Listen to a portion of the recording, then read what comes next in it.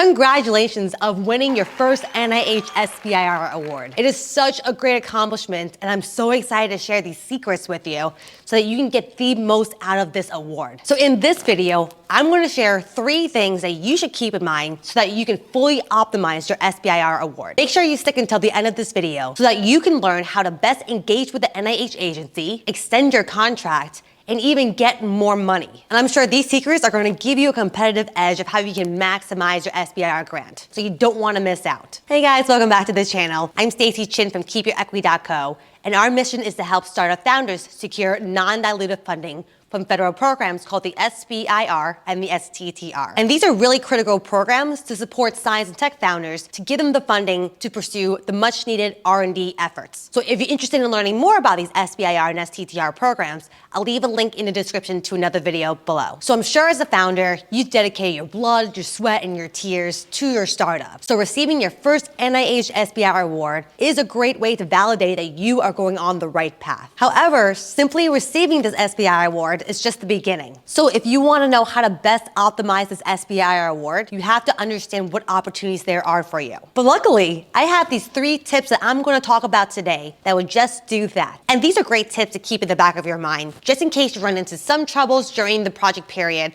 or need more resources to help you bring your product to the market. And luckily, these tips can actually help you to build your credibility with investors or even to get more funding down the road. And if you see my other videos, you'll know that the SBIR program is crazy competitive. The award rate is usually less than 10%, especially if you're going for a phase 1 for the first time. So therefore, if you've got an award, you want to maximize all the opportunities as best as you can. And by fully optimizing this award, you can position your startup for long-term success and growth. And with that, let's jump into my tips of how you can maximize your SBIR award by best engaging with the agency, extending your contract, and even to ask for more money. But before we do so, if you can take a moment to like this video and to subscribe to this channel, I would greatly much appreciate it since it helps us out a lot. And by doing so, you'll get access to a wealth of knowledge of how you can secure non-dilutive funding throughout your fundraising journey for your business or your startup. And of course, don't forget to check out our website at KeepYourEquity.co, where you get access to more resources, templates, and advice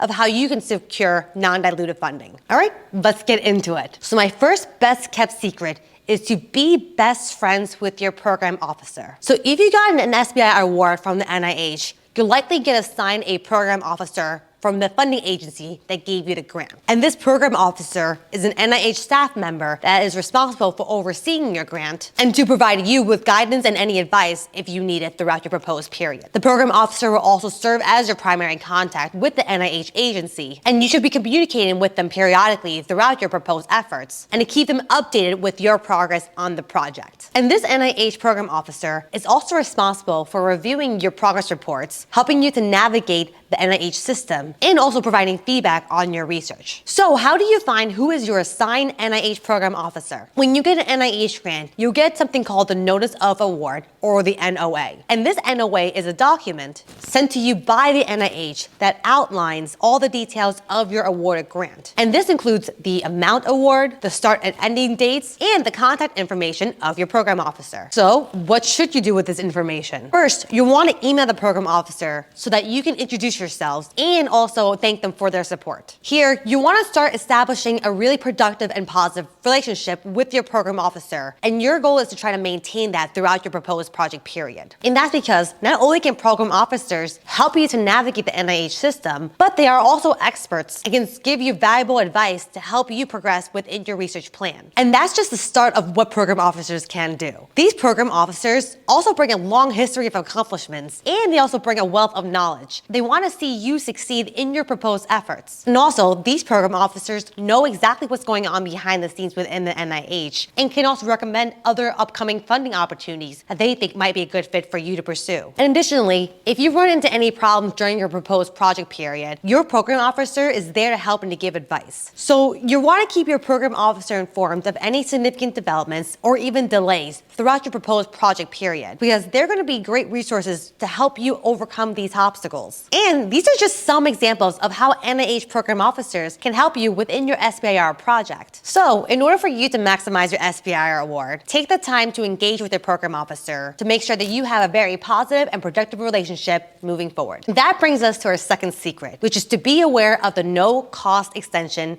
or NCE. And this no-cost extension can serve as a really important tool for PIs and startup founders when complete their projects within the set time frame of their NIH SBIR award. And if you've seen my other videos, you'll know that for an NIH SBIR Phase 1, you can propose for a project time period of 6 to 12 months and then up to 2 years for a Phase 2 award. But as with many things in life, things always take longer than expected. Sometimes experiments just don't go as planned and you gotta repeat them over and over again. You might have to pivot to a different strategy, or your collaboration or partnership just fell through. Unfortunately, these things do happen, and the NIH understands that. And so it is quite likely that you might need more time in order to complete what you propose in your SBIR efforts. And that's when the no-cost extension might serve as a great tool for you. So a no-cost extension is an extension of a project period of an awarded NIH SBIR grant that allows the principal investigator to continue working on the project beyond the original end date. And although you can't request for any additional funding, whatever's left over from that project period can be pushed over towards this new project period deadline. So in other words, the no-cost extension allows the PI to extend the project period to complete the proposed work and to achieve the project's goals without incurring any additional costs. So in case you're in a situation where you think you're going to need a no-cost extension, you'll want to submit this request at least 30 days before the original end date of your proposed project period. And before you make this request, you also want to bring this up to your program officer just so they are aware of this as well and can advise you how to move forward. And requesting a no-cost extension is just as easy as clicking a button. However, there may be times where you might need to justify for this request or to propose a revised budget and budget justification and an extension of the proposed completed work. And these extensions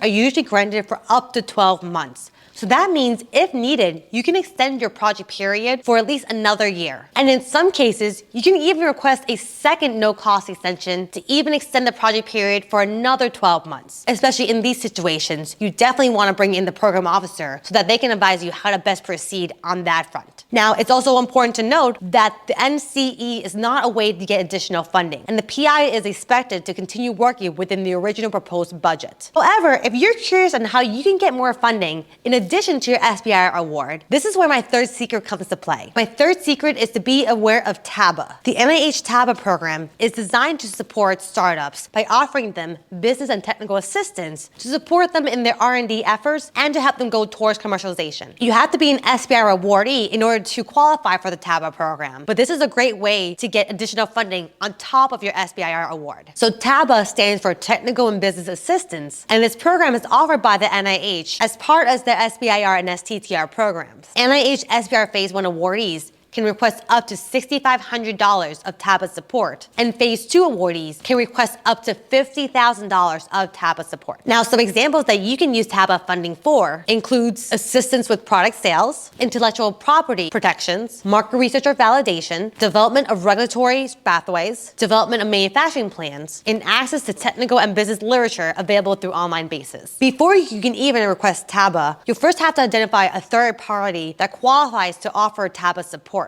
and then hash out a plan of what these funds will be used for. And here, this is another great way you can engage with the program officer, since they can provide you a list of qualified TABA vendors. Next, you'll need to submit an application requesting for this TABA funding support, along with the justification and breakdowns of what the funds will be used for in relation to your SBIR project efforts. And again, this is another example of when you should reach out to the program officer so they can advise you what types of documents you need to prepare in order to complete this application. And this is because the TABA program might require different documentation from agency to agency. And so with that wraps up my 3 secrets of how you can maximize your NIH SBIR award. Thank you so much for watching until the end of this video. I hope you found these tips helpful. If so, please take a moment to like this video and to subscribe to this channel so you can learn other ways to keep your equity throughout your fundraising journey. Thank you so much for watching till the end, and I'll see you in a video very soon.